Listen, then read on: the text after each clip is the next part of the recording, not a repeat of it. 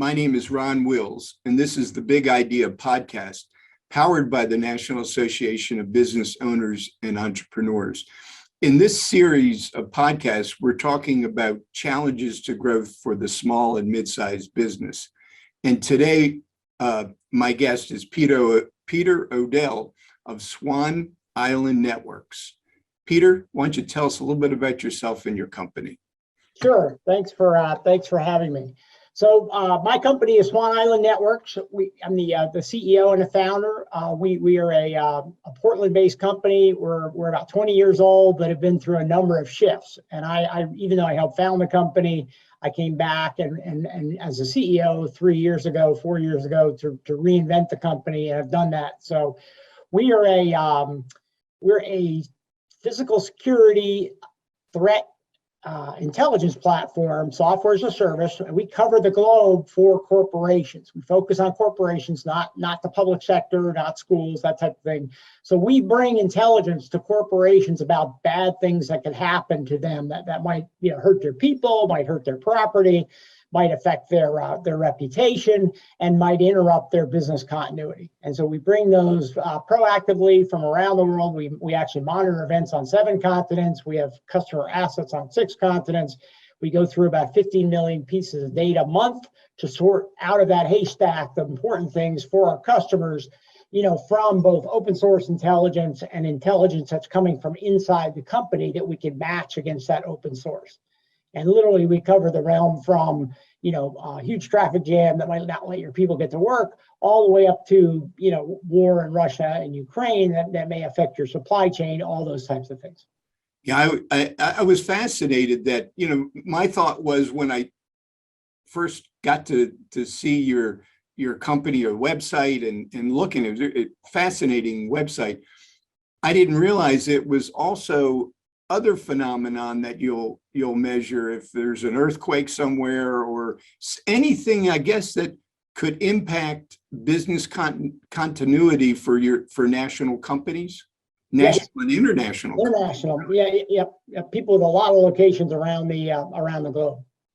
Yeah, it's fascinating business that you're in. In our conversation, you had talked about one of the limitations for growth for you were strategic partnerships. And I thought that was fascinating. That's kind of a unique response. And I wonder if you would explain that a little bit more for us.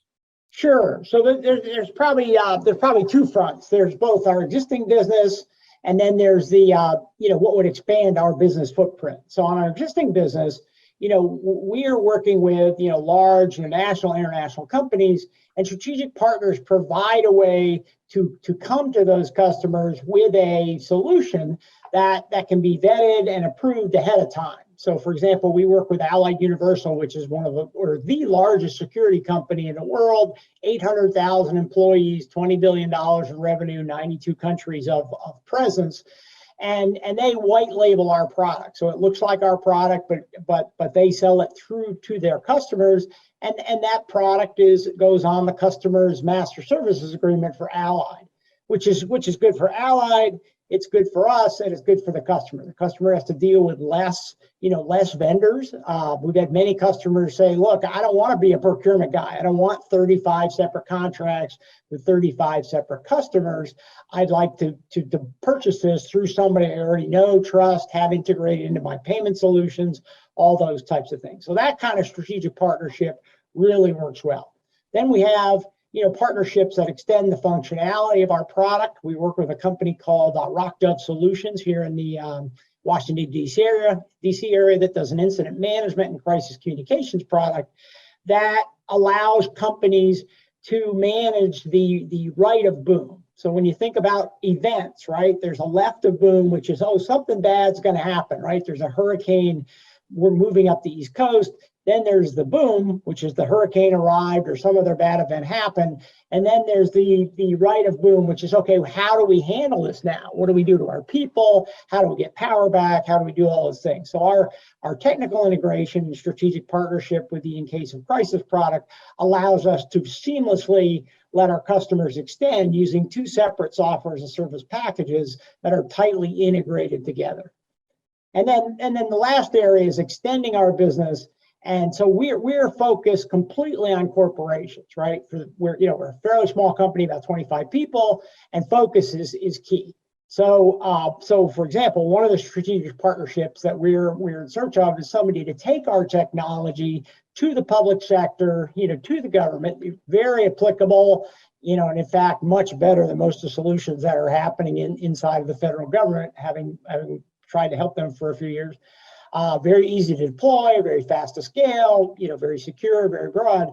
But we're not going to go near the government market. We're just too small, and we did that once, and it was not a pleasant experience.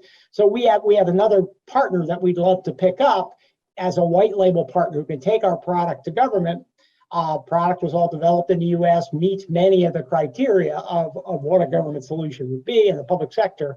But we just don't have the bandwidth and the strategic capability to market it to those. So strategic partner becomes key. And those strategic partnerships, take time to develop. You want to build a level of trust, with both them and the customers they serve. But they're an incredible growth, capability that helps you power your company forward.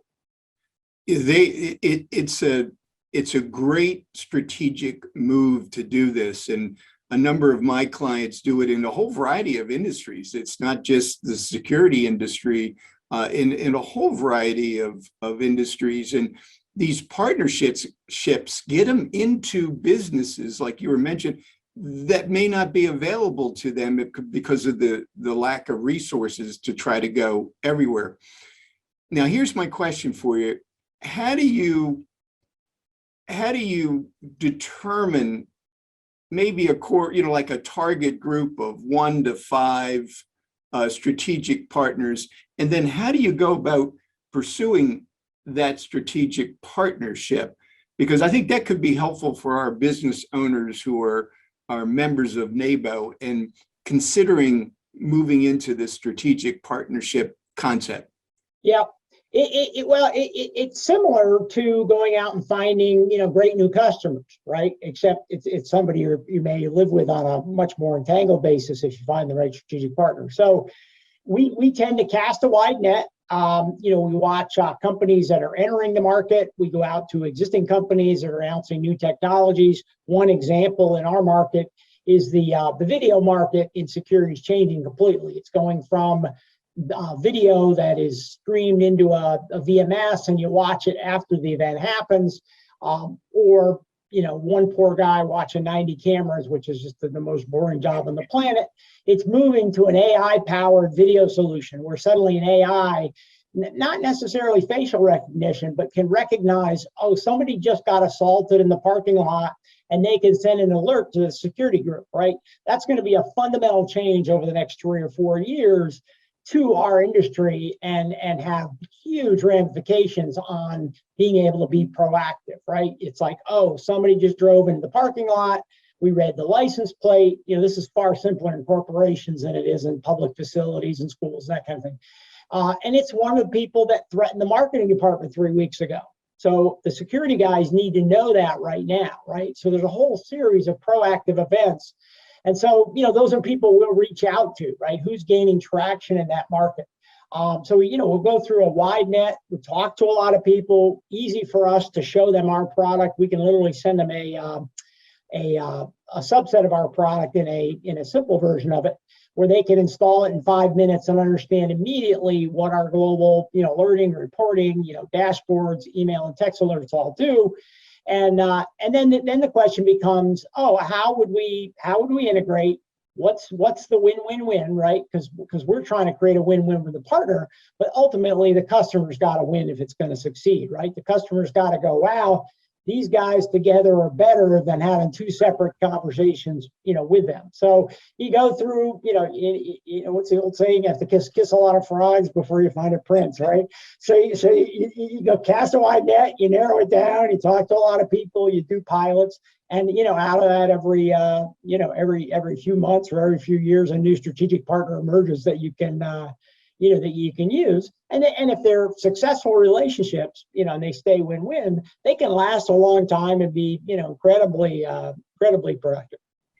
Yeah, I would imagine that, partnering with some large firms that are already doing business with Fortune 500 companies just gives you access through them, but gives you access to companies that may take years to build relationships. Sure. Yeah, going through the front door is certainly something you can do, but there are other ways you can do that, and getting a warm introduction or a partner being able to say, oh, 10 of my big customers are already using this in this circumstance or in this particular industry, right? Commercial property is a good example. We service a lot of very large commercial property companies that have corporate assets around the world or buildings around the world. But that's an interesting comment. My question then would be for you: what's the biggest bucket of an industry type of client that you have? Where do most of your clients fall?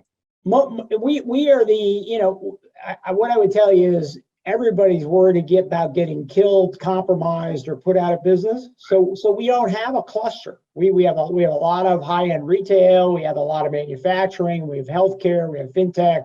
We have commercial property. We have professional sports. And other highly volatile places where you got arenas and people like that. So we are actually almost perfectly spread across every business sector, both and that applies globally. So very, very few people don't have to worry about threats. That's fascinating.